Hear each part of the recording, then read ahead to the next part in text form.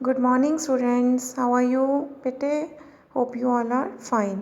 आज हम स्टार्ट करते हैं एस ब्लॉक एलिमेंट्स में group 2 elements that is alkaline earth metals. इसमें हमारे पास है beryllium, magnesium, calcium, strontium, barium and radium. ठीक है, ये अल्कली मेटल्स को फॉलो करते हैं। इसमें हमारे पास बेरिलियम है, वो थोड़ा सा डायगोनल रिलेशनशिप शो करता है एल्यूमिनियम के साथ, मतलब उसकी प्रॉपर्टीज़ मिलती हैं एल्यूमिनियम के साथ। अब इसकी इलेक्ट्रॉनिक कॉन्फ़िगरेशन क्या होती है हमारे अल्कलाइन अर्थ मेटल्स की, आप देखेंगे टेबल में 2s2 लास्ट में, 3s2, फिर 4s2, फिर 5s2, 6s2 and then 7s2। ये इसकी मतलब क्या है, एवरी जो इलेक्ट्रॉन है वो लास्ट इलेक्ट्रॉन मतलब लास्ट शेल होती है s जिसमें फिल होता है। ठीक है, नेक्स्ट आ जाओ केमिकल प्रॉपर्टीज़ पे। आप सबको पता है जबकि ग्रुप 2 एलिमेंट्स हैं तो इनकी लास्ट में 2 है इलेक्ट्रॉन्स। ठीक है, तो ये क्या करेंगे, ऑब्वियसली ये अपने 2 इलेक्ट्रॉन आराम से इजीली दे सकते हैं। तो ये कुछ इस तरह से कॉन्फ़िगरेशन बनाएंगे BeO, Be3N2, Mg3N2। ठीक है, तो इस तरह से MgO ये रिएक्टिविटी शो करेंगे एयर और वाटर के साथ। और हेलोजेंस के साथ कैसे शो करेंगे, MX2। ठीक है, जैसे ये हमारे पास रिएक्शन है BeO + C + Cl2, it will give rise to BeCl2। ठीक है, हलाइड बन गया बेरिलियम का हमारे पास। ऐसे ही हाइड्रोजन के साथ ये रिएक्टिविटी शो करेंगे, BeH2 बनाएंगे। लास्ट इक्वेशन में आप देख सकते हैं BeCl2 + LiAlH4, it will give rise to BeH2 + LiCl + AlCl3।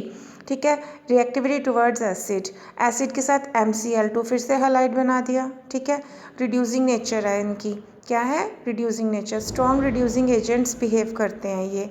ठीक है, रिड्यूसिंग पावर जो है इसकी कम होती है अल्कली मेटल से। Beryllium has less negative value as compare to alkaline earth metals. Reducing nature क्यों है, due to the large hydration energy associated with the small size of Be+2। ये इंपॉर्टेंट है, आएगा आपको क्वेश्चन में कि BeCl2 की जो रिड्यूसिंग नेचर है वो क्यों है, तो आप बोलेंगे लार्ज हाइड्रेशन एनर्जी की वजह से और स्मॉल साइज़ की वजह से।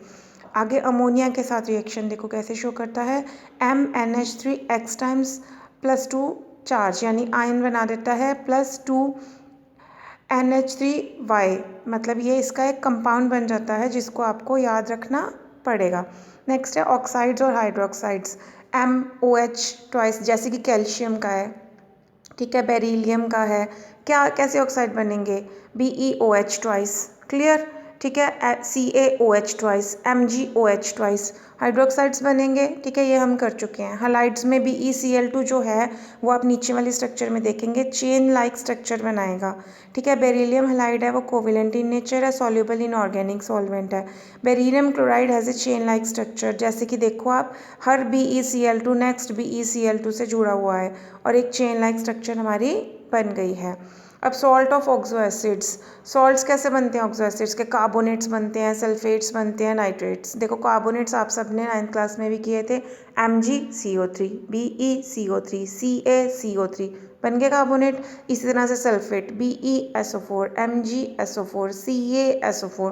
ठीक है, ये जो है ये ज़्यादातर क्या है, सॉल्युबल इन वाटर है, पर इनकी सॉल्युबिलिटी डिक्रीज़ करती जाएगी जैसे ये नीचे जाएंगे ग्रुप में।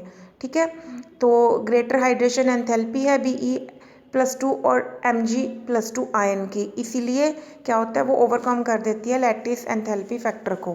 ठीक है, तो इसलिए इनके सल्फेट्स तो सॉल्युबल होते हैं वाटर में, पर अगर हम नीचे जाते जाएंगे तो वो लेस सॉल्युबल होते जाएंगे। नाइट्रेट्स की बात करते हैं, MnO3 ट्वाइस, फिर से जैसे कि CaNO3 twice calcium nitrate, MgNO3 twice magnesium nitrate. ठीक है, ये क्या होते हैं, ये नाइट्रेट्स कैसे बनते हैं, अगर हम कार्बोनेट्स को डाइल्यूट नाइट्रिक एसिड में करेंगे मतलब मिक्स, तो हमारे पास नाइट्रेट बन जाएगा। Magnesium nitrite crystallises with 6 molecules of water, और ये 6 मॉलिक्यूल्स ऑफ वाटर के साथ क्रिस्टलाइज कर जाता है, जैसे कहते नहीं है वाटर मॉलिक्यूल के साथ हाइड्रेट कर जाते हैं, तो मतलब इनका वाटर ऑफ क्रिस्टलाइजेशन हो जाता है, तो इस तरह से वाटर ऑफ क्रिस्टलाइजेशन शो करता है। ठीक है, ये डिकम्पोज भी कर जाते हैं हीटिंग में, देखो नाइट्रेट है नीचे डिकम्पोज कर गया, क्या बना दिया, मेटल ऑक्साइड बना दिया और NO2 गैस रिलीज कर दी। नेक्स्ट है एनॉमलस बिहेवियर ऑफ बेरिलियम। ये बहुत ही इंपॉर्टेंट है आपका, एनॉमलस बिहेवियर ऑफ बेरिलियम और डायगोनल रिलेशनशिप इसका।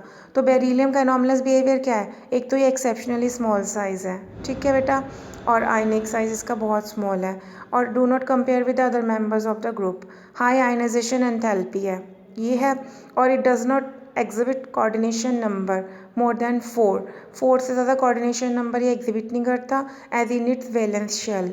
देर आर ओनली 4 ऑर्बिटल्स, क्योंकि इसके अंदर कितने होते हैं? ओनली 4 ऑर्बिटल्स होते हैं। Remaining members of the group can have a coordination number of 6 by making use of D orbitals. Last है diagonal relationship between beryllium and aluminium. तो क्या है? ये एल्यूमिनियम जो कि ग्रुप 13 में पड़ा है उसके साथ रिलेशनशिप शो करता है। कैसे? दोनों क्या है, दोनों ही हम कहेंगे beryllium is not readily attacked by acid. जैसे कि एल्यूमिनियम को रेडली अटैक नहीं कर सकता एसिड, वैसे ही बेरिलियम को भी अटैक नहीं कर सकता एसिड। हाँ जी, बेरिलियम हाइड्रोक्साइड है जो dissolve in excess of alkali to give beryllate ion BeOH4 raise to power -2। मतलब ये इसकी क्या है? -2 जो इसका आयन है। एल्यूमिनियम भी ऐसे ही क्या करता है? एल्यूमिनेट आयन बनाता है। ऐसे ही क्लोराइड ऑफ बेरिलियम और एल्यूमिनियम ये ब्रिज लाइक स्ट्रक्चर बनाते हैं। जैसे BeCl2 बनाया था हमने, वैसे ही AlCl3 भी बनता है, ठीक है। तो ये क्या है? Both chlorides are soluble in organic solvents and are strong Lewis acids. They are used as Friedel-Crafts crystals. Beryllium और aluminium ion have strong tendency to form complexes. आप देख सकते हैं BeF4-2 AlF6-3 दोनों ने ही कॉम्प्लेक्स बनाए हैं, ठीक है। तो इसके साथ हमारा एस ब्लॉक कंप्लीट होता है। आप सभी इसको अच्छे से प्रिपेयर करेंगे। ये रिलेशनशिप भी और एक्सेप्शनल बिहेवियर भी बहुत ज़्यादा इंपॉर्टेंट है, आपके पेपर में पक्का आएगा। क्लियर है? ओके बेटा, बाय बाय। नेक्स्ट टाइम मिलते हैं पी ब्लॉक एलिमेंट्स के साथ।